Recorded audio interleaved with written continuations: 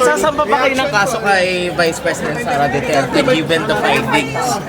Meron na po, may nakapile na po tayo. Tapos? Just waiting for the resolution of the Department of Justice. So anytime po pwede natin siyang arrestuhin.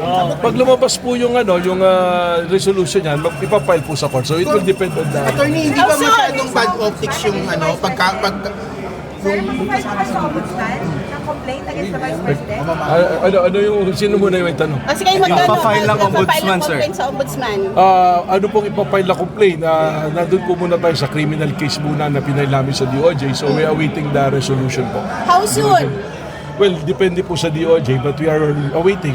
We're praying na sana po lumabas na. Sir, di ba matagal na masyado bago maglabas ng resolution ng DOJ? Since last year pa na-file yung complaint, Yes. sir.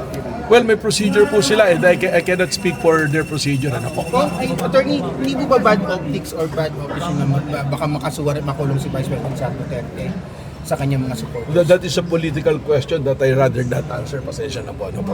Gaano po katiba yung mga ebidensya natin against VP Sara for her to be arrested? Wala pa po tayo sa arrested. Yung kailangan po muna, may resolution po yung Department of Justice.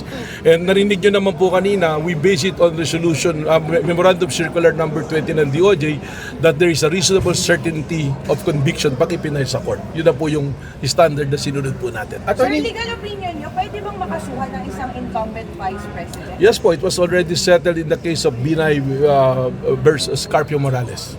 Attorney, ba't po nasama yung mga previous press conference ni Vice President Sara Duterte para doon sa threats niya kay Well, those are all considered kasi sabi ko nga kanina, it's confluence of events. Lahat yan, it's not an ordinary threat. Titignan mo yung pattern of behavior po. Kaya kasama ko yan. Attorney, sino po yung binabanggit ninyo na meron na kayong... Hindi ko po pwedeng sabihin, narinig niya naman po. Kasi po, it will bungle their investigation. Are you investigating the VP SPG?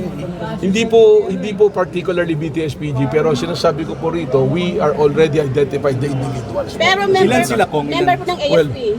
Well, sinasabi ko nga po, merong mga member dyan ng AP, merong hindi. Pero wag nyo na pong pilitin na i-detalye natin dahil may investigation po. It's an open investigation case. Ano po? Mga ilan po yun? Hindi ko rin po pwedeng sabihin, pasensya na po. Hanggang ngayon pa rin po, open pa rin po ang investigation. Of course, because the threat is a continuing threat to the President. Ano po? Narinig niyo naman. Parang po yung Narinig niyo po yung hindi siya dumalo. Hindi siya dumalo.